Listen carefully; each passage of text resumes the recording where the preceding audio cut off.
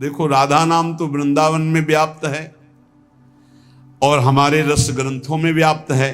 अगर गुरु के वचनों में विश्वास हो तो बिना नाम के भी कल्याण हो जाता है, ऐसे साधारण बोल देने पर।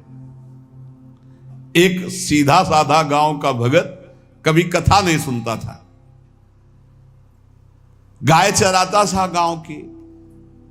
तो एक दिन और गोपाल जो गाय चराने वाले थे उन्होंने कहा, यार कभी तो कथा सुन लो, रात दिन पशुओं के पीछे घूमते हो, पशु बुद्धि, कभी तो कथा सुन लो। तो एक दिन सोचा दोपहर के भोजन गांव में पाएंगे जाके अपने घर में, और कथा हो रही वहीं से निकल लेंगे, जो सुन लेंगे तो सुन लेंगे। खड़े खड़े वहां चर्चा चल रही थी, जिसने मनुष्य जन्म लेकर के गुरु मंत्र नहीं लिया और नाम जब भगवान का नहीं किया उसका जीवन मुर्दा, व्यर्थ जीवन। चला गया सुन के, और बार बार वही दिमाग में कि पंडित जी कह रहे थे गुरु मंत्र नहीं लिया और नाम जप नहीं किया तो मुर्दा जीवन। जिन हरि भगत हृदय नहीं आनी, जीवित सौ समानते प्राणी। दूसरे दिन फिर गया, कहा पंडित जी आपने कल कथा में कहा था गुरु मंत्र ले लेना चाहिए, नहीं तो जीवन मुर्दा हो जाता है, बेकार जीवन रहता है। तो देव गुरु मंत्र आप, और तो हम किसी को जानते नहीं। देखा फटा पुराना कपड़ा, डंडा लिए एक चरवाहा, उनका ऐसे थोड़ी कि तुरंत ही गुरु मंत्र दे दिया जाता है। आखिरी दिन कथा के मिलना फिर दे देंगे, टाल दिया। अब वो आखिरी दिन कथा के तो दिन चढ़ावा चढ़ रहा था, तो पंडित जी ने कहा जब चलें तब ले लेना गुरु मंत्र, टाल दिया। अब वो जब आखिरी दिन के बाद हो तो उस समय घोड़े पे बैठ सब सामान लाद के पंडित जी चलते थे, वो तो सब सामान लाद के चलने लगे हो। तो पीछे पंडित जी आप जो कह रहे थे कि गुरु मंत्र देंगे, आप गुरु मंत्र दे दीजिए। पंडित जी रबड़ी पवाई गई थी, घोड़े से उतरे, घोड़ा एक भगत के यहां खड़ा किया और लोटा लिया और भागे, क्योंकि सोच लगी थी। अब वो भगत किसान आदमी, गांव का गंवार आदमी पीछे लगे, पंडित जी अरे गुरु मंत्र दे दो, कितने दिन से टहला रहे हो आप। अरे उनका यार मतलब सोच का पैसा, तू गुरु मंत्र की बात कर। अब वो पीछे लगा कि अब हम नहीं जाने वाले, आपने सब सामान लाद ली थी, भगवान की कृपा कहो कि आपको सोच लगी आई, नहीं तो आप हमको तो गुरु मंत्र ही नहीं देते। हम आपको नाम पर विश्वास की बात।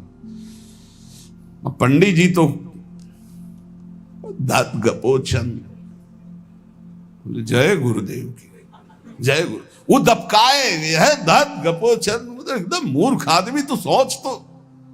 वो प्रणाम कर लिया, जय गुरुदेव, धत गपोचन धत गपोचन। जपना न राधा न कृष्ण न राम न हरि। घर आया, बोले आज से गाय चराना बंद। बोले क्यों? बोले गुरु मंत्र मिल गया, अब हम भजन करेंगे, हमारा जीवन मुर्दा नहीं रहेगा, अब जीवन सार्थक रहेगा। और मेहनत करने वाला आदमी, गाय चराने वाला आदमी, अब शुरू हो गया बैठ के धत गपोचन धत गपोचन। अब इसमें न कोई भगवान नाम है, न कोई मंत्र है, न प्रणव है, न नमो नमः, कुछ नहीं।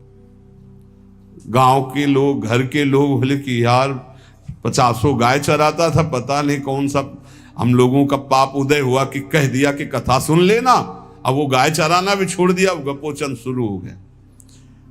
अब उसकी ऐसी लगन लगी, सहज सरल भोले जो होते हैं ना, हरिवंश महाप्रभु कह रहे हैं, मुनि मन ध्यान धरत नहीं पावत, करत विनोद संग बालक भट, दास अनन्य भजन रस कारण, जैसे हित हरिवंश प्रगट लीलानट।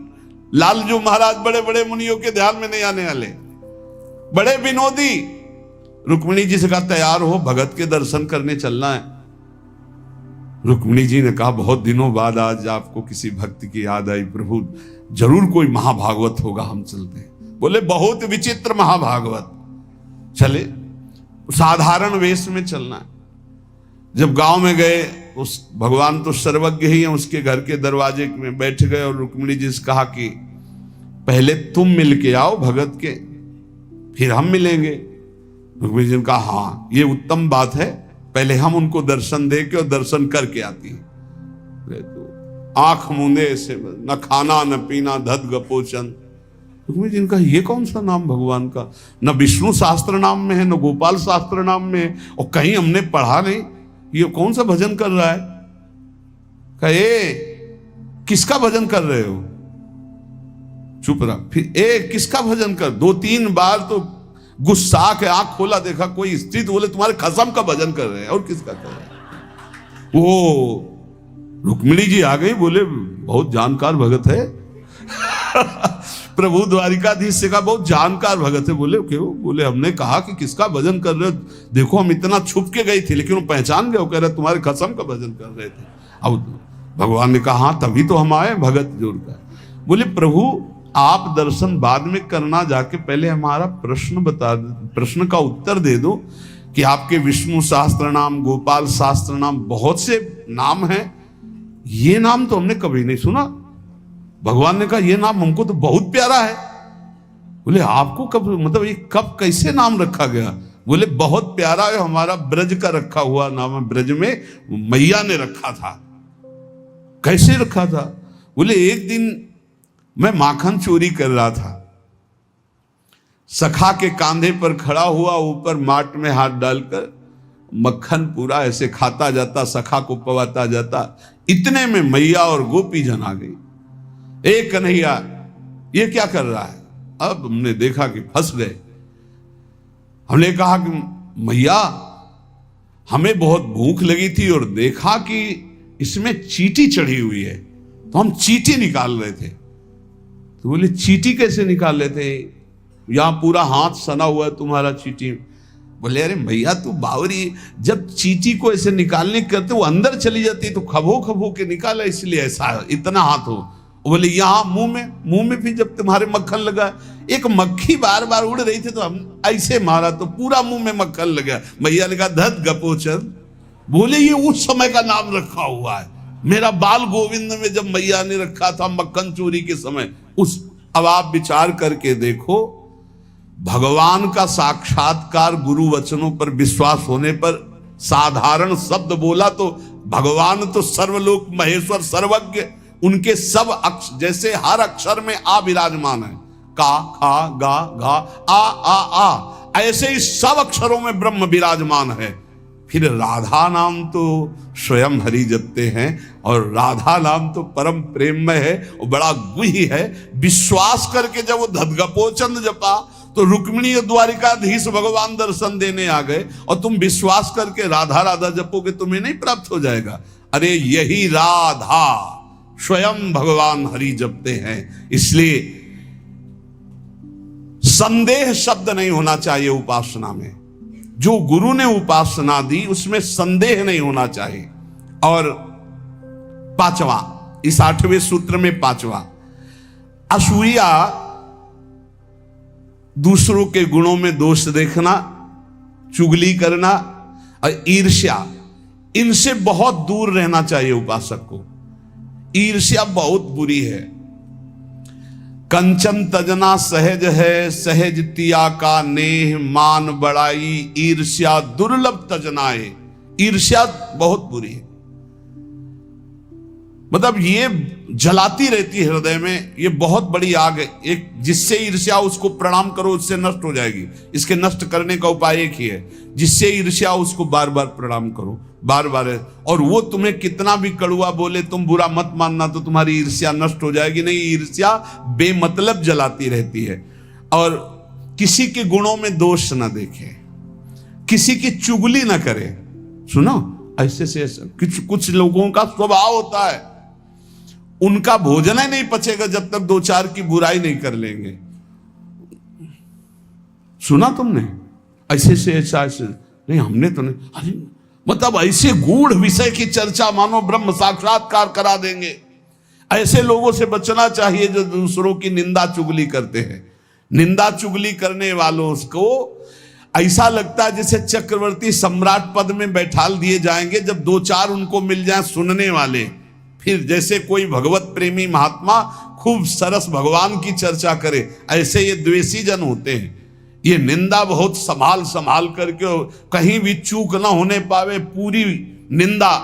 तो ऐसे लोगों से बचे। चुगली करना, दूसरे के गुणों में दोष देखना और ईर्ष्या करना। 9, प्रत्येक परिस्थिति में अपने आराध्य देव के द्वारा दिया गया मंगल विधान है ऐसा मानना। एक बार हमने सुना था, उस समय किडनी का रोग प्रकाशित नहीं हुआ था, कि असाध्य रोग भगवान की विशेष कृपा से प्राप्त होता है। तो साधन पर उस समय जोर था, तो डर लगा कि असाध्य रोग कृपा कैसे हो सकती है, ना साधन में बैठ सकते हैं, पीड़ा रहती होगी तो भजन भी नहीं हो सकता, तो ये कृपा कैसे हो सकती है असाध्य रोग। लेकिन सच्ची आपसे कहते हैं, साधना हो रही थी भगवत मार्ग में जैसा कुछ, लेकिन शरणागति में कमी थी, क्योंकि साधन पक्ष में विश्वास बहुत जोर का था। शास्त्र प्रमाणित साधन के बल से भगवत प्राप्ति पर विश्वास हमें था। कृपा शब्द का हमारा कोई परिचय नहीं था, कृपा शब्द से हमारा कोई परिचय नहीं था। पक्का समझ लीजिए, क्या कृपा शब्द, ये तो शब्द ही नहीं था, बस साधन शब्द से परिचय था। अपनी इंद्रियों को बस में करो, मन का निग्रह करो और भगवान का निरंतर भजन करके परम पद प्राप्त करो। हर समय अपने साधन में लगे रहो। जब किडनी फेल हुई, साधन शब्द हटा, अब हाहाकार मच गया अहंकार में। अब क्या, फिर जो अहंकार शरणागत हुआ, फिर बात बन गई जो करोड़ों जन्मों की साधना से नहीं बनती, वो इस असाध्य रोग ने काम बना दिया। कह रहे हैं कि प्रत्येक परिस्थिति में पूर्ण कृपा, पूर्ण मंगल विधान देखना, ये 9वां सूत्र है। जैसी भी परिस्थिति आवे, चाहे जितना विकराल रूप लेकर के आ जाए परिस्थिति, कृपा ही कृपा, कृपा ही कृपा सच्ची मानना, परिणाम में देखना बड़ा मंगल और बड़ी कृपा होगी।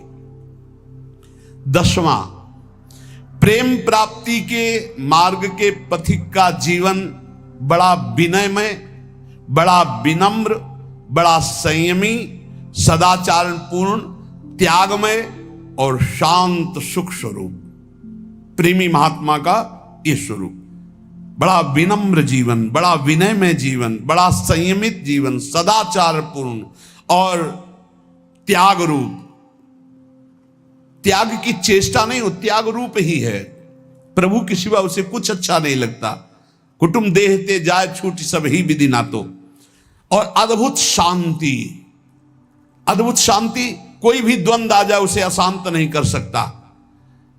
11वां, श्री राधा माधव के नित्य नूतन परमानंद प्रदान करने वाले पदों का गायन, उनकी सेवा, उनके प्रेमी जनों के दर्शन संभाषण, तब ऐसे प्रेमानंद की तरंगे हृदय में उछलती रहती है जिससे लीला रस में उसका प्रवेश हो जाता है। तब उसका लीला रस में प्रवेश हो जाता है। जीवन भर हमारा एक ही कार्य है साधना का, मय्येव मन आधत्स्व मयि बुद्धि निवेश है। प्रियालाल में मन लगाना है, प्रियालाल में बुद्धि लगानी। बुद्धि का काम है निश्चय करना, मन का काम है संकल्प विकल्प करना। अब निश्चय तो हमारा दृढ़ हो गया कि प्रियालाल ही हमारे हैं, निश्चय हो गया कि सुख है प्रियालाल में, बस ये झूठे संसार में नहीं। अब संकल्प विकल्प करने वाले मन को रूप के प्रियालाल के नाम में, रूप में, लीला में, धाम में लगाना है। श्री भगवत ऋषि जी महाराज कह रहे हैं, हम शिष्य श्यामा श्याम के गुरु, हम श्यामा श्याम। बड़ी ऊंची स्थिति की बात कह रहे हैं। ये तभी होती जब हमारा मन और बुद्धि का निश्चय केवल श्यामा श्याम में है। देखो, ये गुरु शिष्य का संबंध, प्रियालाल से संबंध दृढ़ होने के लिए है। वही श्यामा श्याम अपने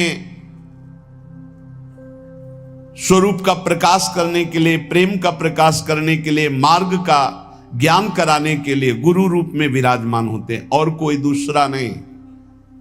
गुरु गोविंद न भेद कराए। लेकिन यह बाहरी व्यवहार का क्षेत्र नहीं गुरु शिष्य का, ये शुद्ध परमार्थ का संबंध है। इसमें लौकिकता की गंध भी नहीं है। इसीलिए कह रहे हैं, हम शिष्य श्यामा श्याम के, गुरु हम श्यामा श्याम। ओत प्रोत अर्पण कियो, निज मन तन धन धाम। निज मन तन धन धाम, निरंतर अंतर नाही। निस दिन दुख सुख संग, असुचि सुचि घर बन माही। नश्वर नेह निमित्त देह, नाते सो उपशम। भगवत हमरे प्राण सदा, भगवत के हैं हम। भगवत ऋषि जी कह रहे, हम किसी और के न शिष्य हैं और न किसी के गुरु हैं। हम देहाभिमानी गुरु चेला नहीं हैं। चेला काहू के नहीं, गुरु काहू के नाहि। सखी लड़ैती लाल की, रहत महल के माही। रहे महल के माए, टहल सब करे निरंतर। दंपति अत्य कुलाए, पलक कहूं परे जो अंतर। भगवत भगवत कहां करे नहीं, हम बिनु केला। ताते हम परिहरे, देह मानी गुरु चेला। ये देह मानी संबंध नहीं है।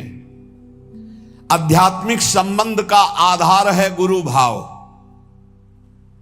ये देह भाव वाला संबंध नहीं कि जैसे भाई बहन और रिश्ते नाते ऐसे गुरु भी बना लिए। ये सिर्फ अध्यात्म का संबंध है। प्रायः देह भाव में ही स्थित होकर के देह भाव को ही गुरु मान लिया जाता है। नहीं, ये देह भाव का नाश करने के लिए संबंध है गुरु शिष्य का। देह भाव को पुष्ट करने के लिए नहीं, नष्ट करने के लिए है। अपने देह की उपेक्षा करके गुरु को सच्चिदानंद के स्वरूप में स्वीकार करना परमार्थ का स्वरूप है।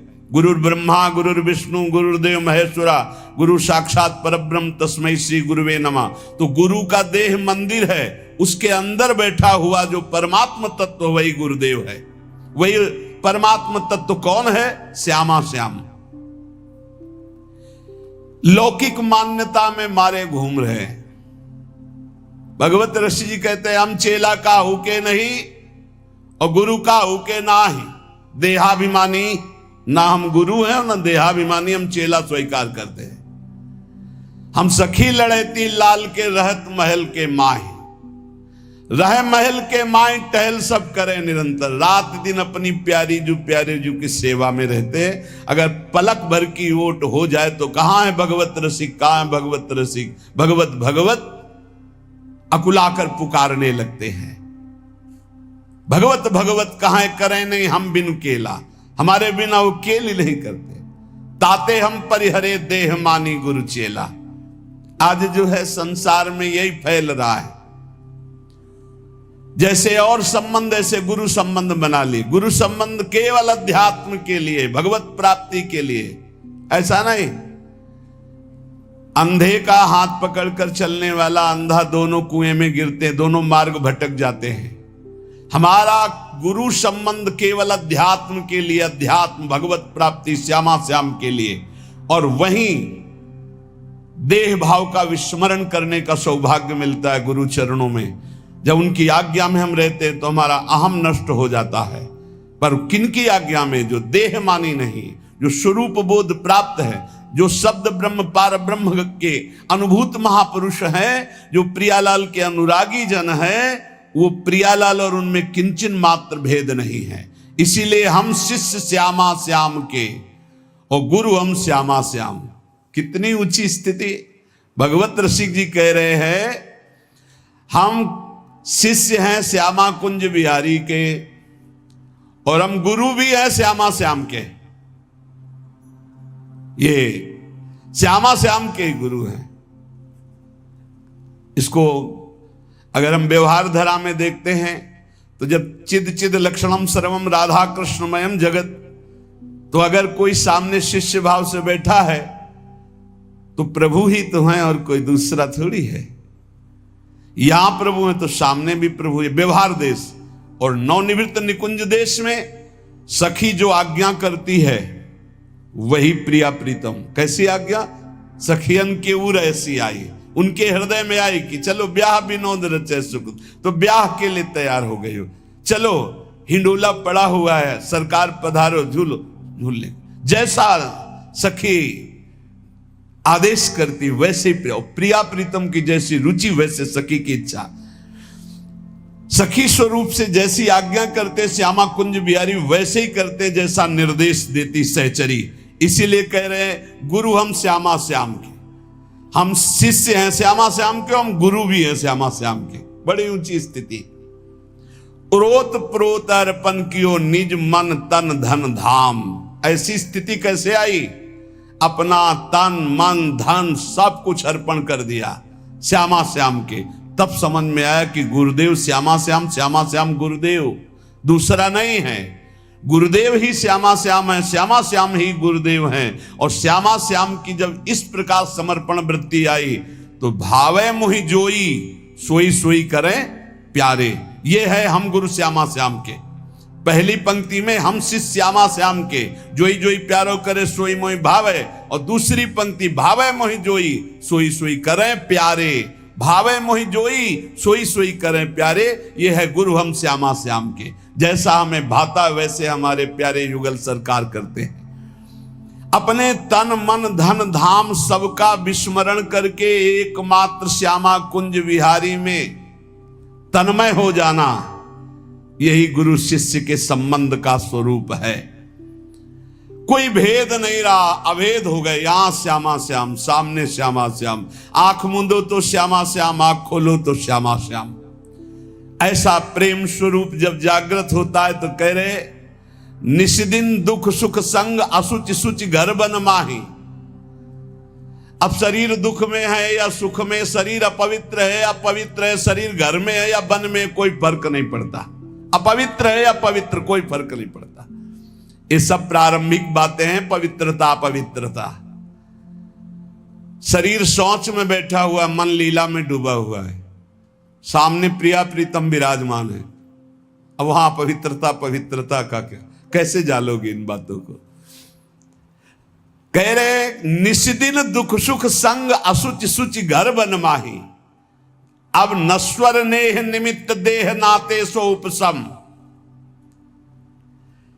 ये नश्वर आसक्ति का कारण जो शरीर धर्म है, शरीर संबंध है, शरीर भोग है, इनका जो पूर्ण रूप से त्याग कर देता है वही इस स्थिति को प्राप्त होता है। अब हमारे श्यामा कुंज बिहारी प्राण धन सर्वस्व है, सर्वस्व है। वही हमारे शिष्य हैं, वही हमारे गुरु हैं, वही हमारे जीवन है, वही हमारे प्राण हैं।